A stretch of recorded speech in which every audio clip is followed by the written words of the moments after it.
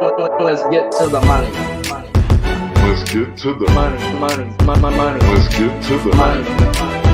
Let's get to the motherfucking money.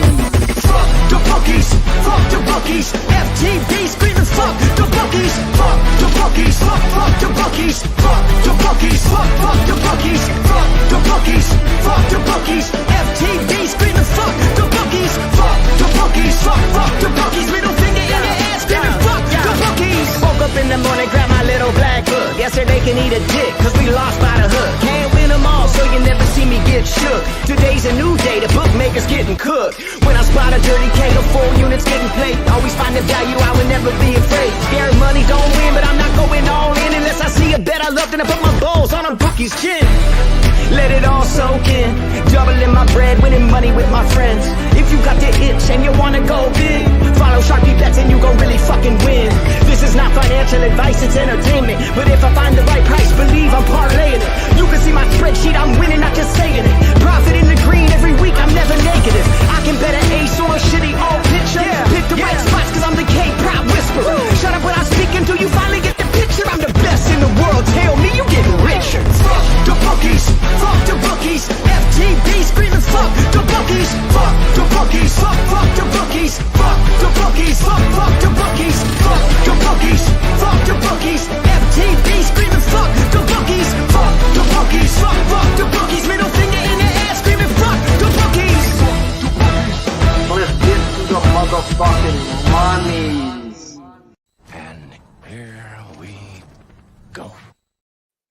Welcome to the Balking Dead, guys, where there is no sleep for the wicked. I'm your host, Sharpie's Bets, and it's Friday, and man, do we got some baseball to talk about. I wanted to get in on 5 of these guys today, but I make my rules, and I could only pull the trigger on 1, and then I got the lineup, so we pulled the trigger on El Doso. So, this show is sponsored by PrizePicks. If you haven't, go on over there. Use that promo code PUBSPORTS. On your first deposit, they will match deposit it up to 100, minimum of 25, simply by using that promo code PUBSPORTS. As you can tell, guys, we are doing big things on this show. We got another sponsor here. We're talking about Dubby, not Doobie, even though we all like to smoke a little bit, guys. Dubby has a nice boost with no come down to your day. By using promo code PUBSPORTS, you get 10% off your first order. And yeah, simply, guys, go use that, scan that QR code, and do yourself a favor, do your body a favor, and get yourself a clean energy drink with no come down. Shout out to the chat, guys. Appreciate you all for tuning in. Press the like button if you do like what you're hearing. Shout out to the best producer in the world. And y'all know the drill. Let's get to it, guys. We're here to talk money. Yesterday, we got a little lucky with Mally. And what I mean by that, he got hurt in the 4th inning. And thank God his K-prop cashed already. But the outs went to shit when he was well on his way. On this show, guys, we all know I use FanDuel lines as my lines because they tend to come out first, and then I compare them to what PrizePicks has up. I myself, guys, won't even look to bet Pablo Lopez, Max Fried, or Peterson today because they all have a good chance of not playing, and if they do, I don't want to have any money on a game where the starting pitcher could come back out after a rain delay. And I'd rather be safe than sorry and not get involved with anything over a 50% chance of rain. And it doesn't look like there's a big gap in any of those. So had to let those guys go and hope we get a doubleheader tomorrow. But I'm not putting my money on anything wet unless it's coochie. Let's talk about the first guy up, guys, though. Number in the black book, 59, Jesus Luzardo versus the Cubs. Last year, he had a 30% strikeout percentage and an 8.8 walk percentage. This year, 27.4 and a 7.7 walk percentage. Opening line last night, 6+ -144. When I woke up, he was at 7+ +110, now at a -102. PrizePicks hits allowed under over 5, and they put his strikeouts at a flat 6. So 6 is a push, 7 gets you a win. Projected lineup for your Cubbies is 8 right-handed bats, 1 lefties. Last year, K per 9. At home, he had a 10.5. On the road, he had an 11. Versus the left-handed side, 12.6. And versus the righties, he had a 10.5, where they are projected to load them boys up. Batting average against last year, neither one was hitting this, man. Lefties hit 203, righties hit a $189. We're at home, 238 batting average against, and on the road, a $152. Good old Jesus Luzardo, my guy, Jesus. Definitely a guy I was looking to bet today, guys. But when I made my lines, and they put it out exactly where I opened them up at 5.5. And I thought it would be in the minus 140s, guys, but I couldn't stomach the juice on this man, to be frank. I talk about it a lot. You need to pay attention to the juice you're paying because the K props juiced, they're mostly a lot of the times juice, guys. And you won't have a bankroll for long if you're betting minus 140 props left and right. It's just not healthy. And I tend to stay away from it. And you have to be a guy that I trust to bet that number. So let's talk about it. Luzardo had two games versus these Cubs last year. First game, they were not walking while striking out at a 26% clip, but they weren't hitting for the life of them. Luzardo went 7 innings, 0 earned runs with 6 punchies. The next game, they were league average in walk and strikeout percentage, but still not hitting for the dick of them. And he mowed them down, guys. 6.2 innings, 1 earned run with 11 punchies. Now, when we look at the Cubs numbers, now they're walking and striking out league average, but they are top 7 in every hitting category I track, guys, versus the left-handed side. And that's where we come back to the original line. And I couldn't stomach the juice at a minus 144. And I wasn't willing to take them up to 6.5 at the plus money with the volatility that's involved here. So it simply was, if you got in at 5.5 and you trust the guy, that was the line to get in at. And 6.5 is just not the line for me. And it is what it is. We've got other spots, and the next spot up is one another guy I like to talk about, guys. We got aces today, guys. So number 15 in the black book, Luis Castillo, as my boy Nola knows, calls him La Pareda. I know I probably said it wrong. 2022, he had a 27.2 strikeout percentage and a 7.3. He's gotten better. 30.4 strikeout percentage with a 5.4 walk percentage this year. Opening line was 6 plus minus 125. He's now been bet up to a minus 140. PrizePicks has him at a flat 6, so you need that 7 to cash. Hits and outs were not available. Projected lineup 6 righties, 3 left-handed bats for your Blue Jays. He was traded at the deadline last year, so no need to hit his home road splits. Last year's K per 9 versus lefties was a 9.6, 10.4 versus the right-handed side. Batting average against lefties hit 206, while righties hit 217. Oh, what do we have here on Castillo Day, guys? Now, when I made my lines last night, I was looking to get involved on him, and I set the line for 6.5, and these sneaky rat books put him at a bettable 5.5. Like, ruh-roh, Shaggy. Now, what I did notice with this line compared to Cole's line last night, that he did hit it by the hook thanks to Tavares striking out 3 times. Same win percentage for Cole as for Castillo, except we just look at the year, at just strictly this year, and Castillo's 5-0 to the number 5.5, guys. Like, and that's not going back off the way I like to bet it, but that's still, that right there is an alarm if I've ever seen one. So what I'm noticing is this will be a sweat, and it's going to come down to 1 strikeout each way. And I'm not okay, and I'm okay with just not getting involved with it, guys.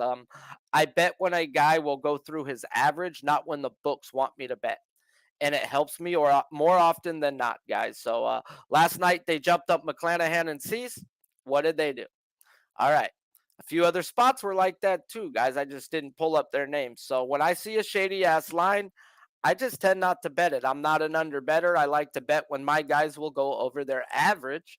And I attack those spots. And that's why I do win at a good percentage. And I'm able to keep my volume somewhat down. So let's just keep rolling. And if you're able to cap a capper and make money off of me betting them under like I know Nilo does, so get your money, my guy. But let's get talking. So, yeah, if we look at the one game last year versus the Jays, he went 6 innings, 2 earned runs with 5 strikeouts. Well, I throw that game out personally. I don't even care what happened at all. He came in May, about May 9th, 10th, I believe was his first start. And the way I look at it, the Jays was his third game. I look at the first 4 games when you're coming off of injury without a spring training as your spring training. He went up against major league batters to get ready for the season. And that dude just went to humming when he got ready. So, yeah, at the end of the day, this right here is screaming at me that I got to let it go. Like, I wanted him, guys. I wanted to bet the over 6.5. The fact that it wasn't a minus 150 on the 5.5 to start tells me enough that, oh man, this is going to be a sweat, or the books know something, and it's enough for me to let it go. If we look at the Jays right now, they're top 4 in walk percentage, bottom 7 in strikeout percentage, top 10 through 13 in 10 through 13, not 10, in every hitting numbers, guys. So I could see him go 6 innings, guys. And is the strikeouts going to be there? I'd have to say yes, even though they put it down at a crazy number. I still can't bet it under. I mean, it takes ginormous balls, and I have tiny, tiny wee bit balls. Like I said, I bet when a guy goes over his average, not when they want me to bet it. And they're asking you to bet his over today, even though I think he goes over, but thinks don't pay the bills, guys. So let's get on to a guy that will help pay us some bills. Number 21 in the black book, Shane Bieber. At the Red Sox. Last year, he had a 25% K percentage and a 4.6 walk percentage. This year, a 17.6 K percentage and a 7.2 walk percentage. Opening line, 5+ plus 120.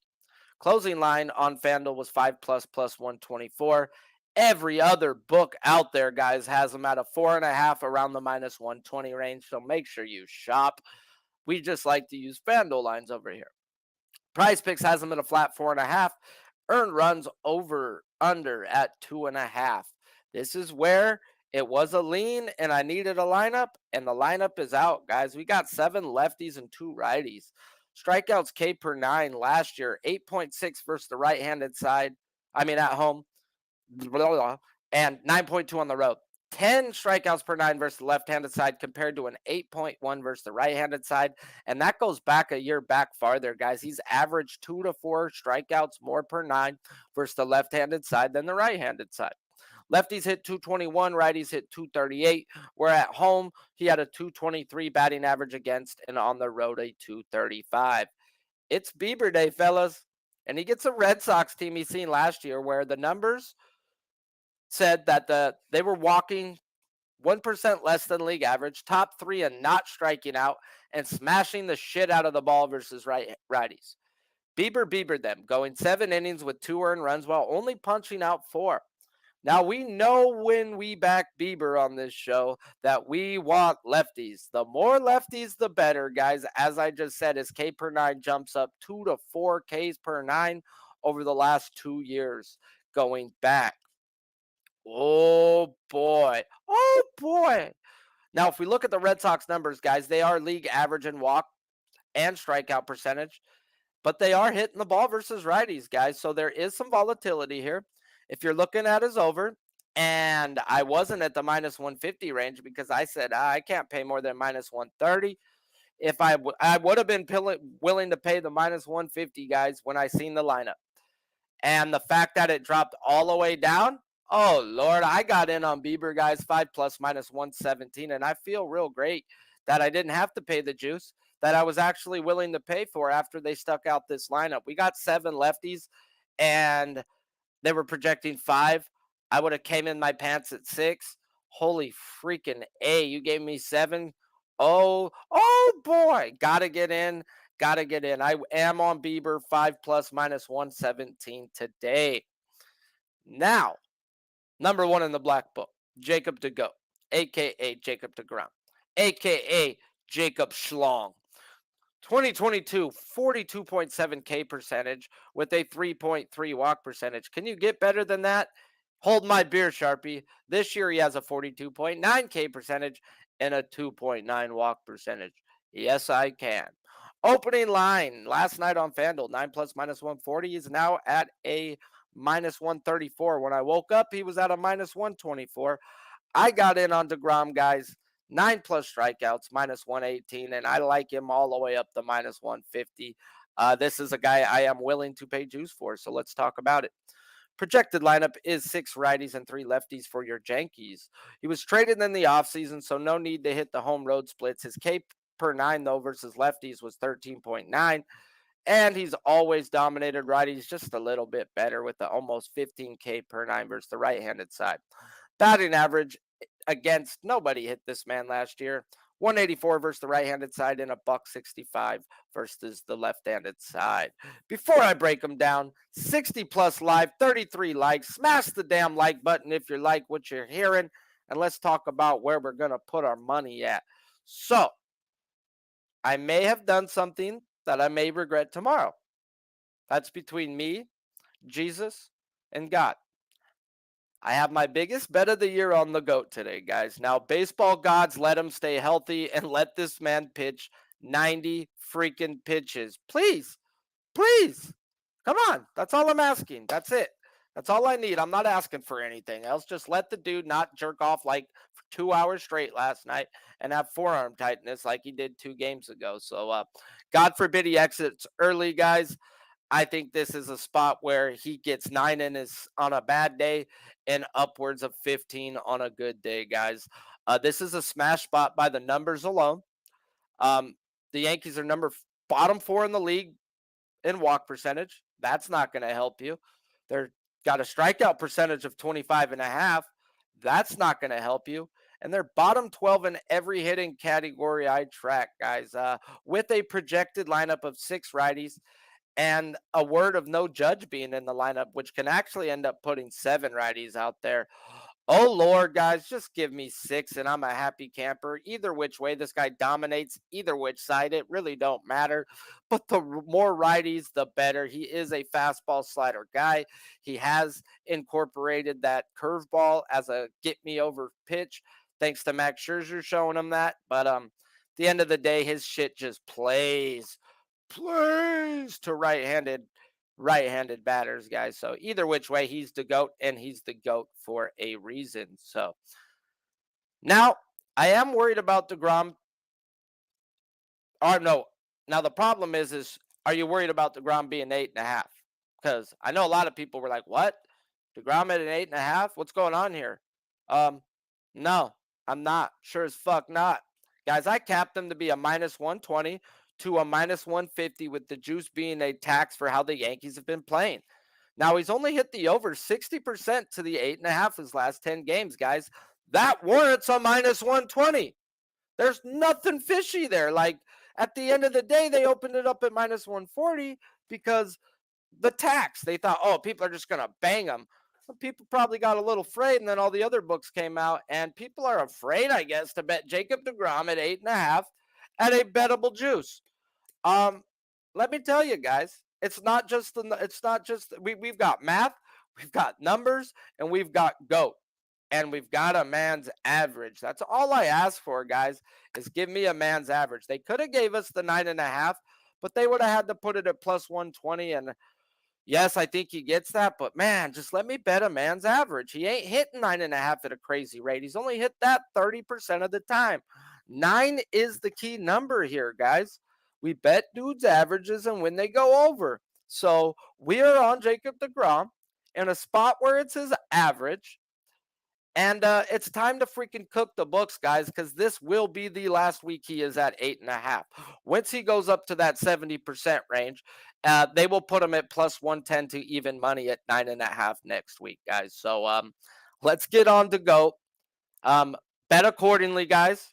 Do not go ham if you can't handle it or whatever, guys, because like I said, I may regret what I did with Jacob deGrom today. Now let's talk 2 more guys, same game, and it's a game that I wanted action in. Excuse me. Aaron Nola at the Astros, number 16 in the black book. Pretty sad I only got 36 likes, though, man. Y'all want Sharpie to rant? 70 live, 36 likes. I've given you 2 of my bets. I'm going to recap it. I mean, I shouldn't if we don't hit 50 likes. Maybe I don't recap it all if we don't hit 50 likes. So, yeah, Aaron Nola at the Astros. Last year, he had a 29.1 K percentage with a nice 3.6 walk percentage. This year, what's wrong with him? 18.6 K percentage and a 7.5 walk percentage. Opening line was 6 plus minus 130. He's now jumped up 127 plus at plus 116. Hits allowed under over is at a 5. Projected lineup for the Astros: 7 righties, 2 left-handed bats. K per 9 last year. He had a 12.3 in his candy cane uniform at home and a 10.3 on the road. Lefties, 9.8 K per 9, while the right-handed side had a 10.8. Batting average against last year: lefties hit 200, righties hit 237, where home 211 batting average against, and on the road a 227. So we finally get a 5.5 with Nola, where he should have been last week, but the book still didn't want to come to the facts that Aaron Nola's been under a bridge sucking beep for milk money, and he's lactose intolerant. Now, yeah, guys, so he does it for free. So people jumped in on the 5.5 and bet him all the way back up to a 6.5 now. Well, hold up, swolled up. So what's wrong with Aaron Nola then, Sharpie? Besides not throwing first strike, which happens to be his worst percentage in his career, his velo is also down 1 mile per hour on his fastball and a half mile per hour on his breaking balls. Now, I get it. It's not a lot, but this man is not a flamethrower, guys. He needs his 92 miles per hour on his fastball, guys. And 5 games into the season, he's just not there yet.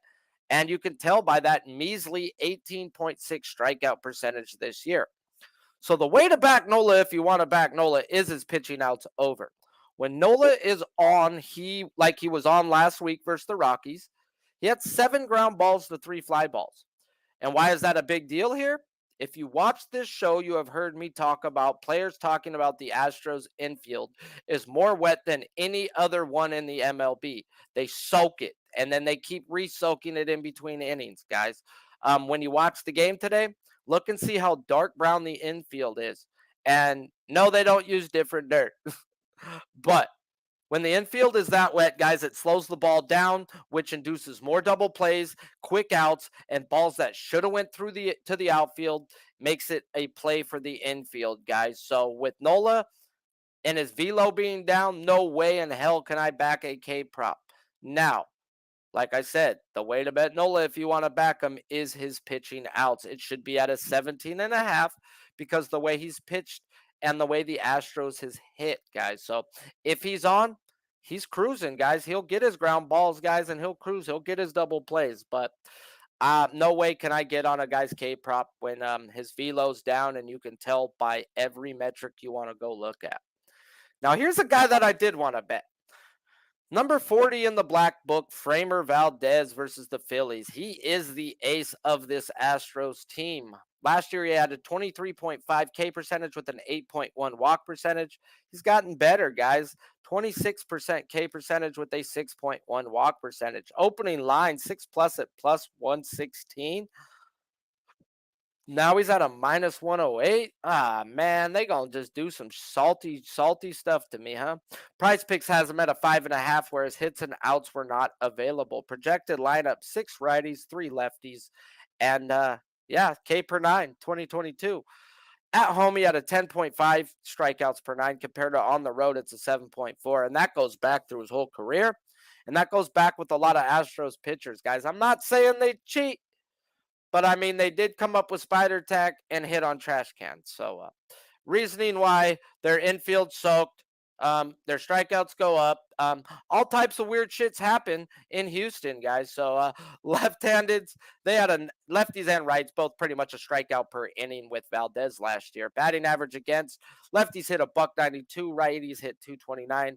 At home, 240. We're on the road, 209. Isn't that funny, guys? How 240 batting average against last year, but this dude went, 6 innings, 18 straight games? That double play, baby, on that wet grass. So, let's talk about Valdez. And man, oh man, was he at the top of the list for me to bet today. And then the books want to fuck with my emotions and put him at plus money to open them. Huh? I'll say it 100 times, guys. I bet people's averages, and not when the books take him down or add him. And I get the 6.5 if it was minus 145 to minus 160, but plus money to even money at a man who's hitting 70% his last 10, whoever his career, his strikeouts have gone on 2 strikeouts or more per 9, And a team he dominated the last game of the year, going 5 innings, 0 earned run with 10 punchies in Houston, and they're giving him plus money. The Phillies' numbers at the time, guys, were league average in walk percentage. They were striking out at a 24% clip, but they were crushing the dog shit out of left-handed pitching. Now, when we look at their numbers now, they're not walking.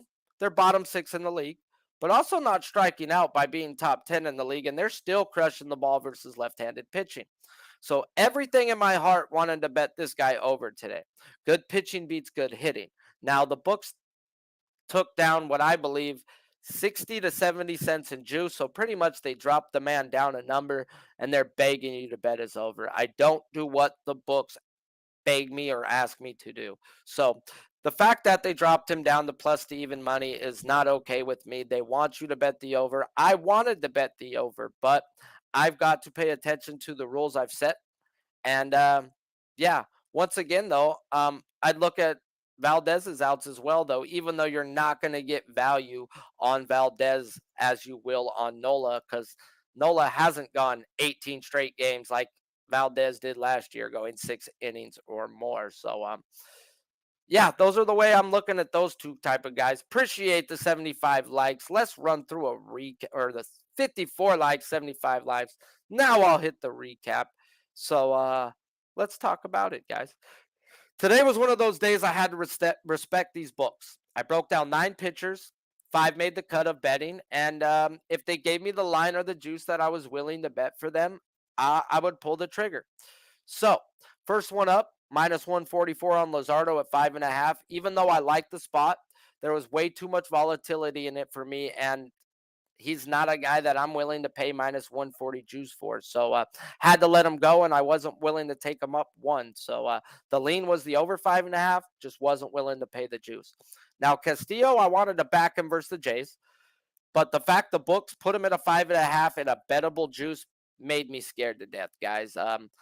Like I can see 5 or 6, and the fact that I think 5.5 should be minus 150 or higher has me straight off, guys. I mean, the man has hit over 5.5 in 5 straight games this year, with one of those games on a pitch count. So had to stay off good old Castillo. Now, the first bet that we do got in today, guys, is Bieber.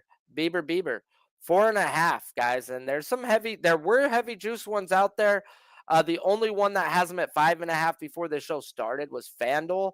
And I got in on Bieber at 4.5 minus 117. I was willing to pay that juice that they opened him at if they gave me the lineups that I would got. And guys, I wanted 6 lefties. They gave me 7, and the juice came down on Bieber Nation. So we're on the Bieber train today, guys. I don't ride him often, and I ride him versus lefties, guys, and they gave me 7. So Bieber, and we ain't talking Justin. So the other guy I did bet, guys, is where the line and juice match where it should be. And to me, it's a smash spot of smash spots.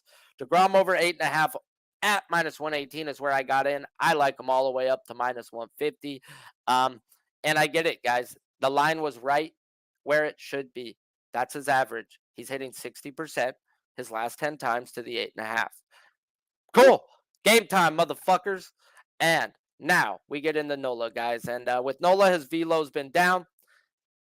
He's not throwing first pitch strikes, guys. It's the worst percentage of his career. So until his velo comes down, I can never look at a guy's K prop to go over. And then I got to look at his outs if I was to play him, guys. It should be around the 17.5 range.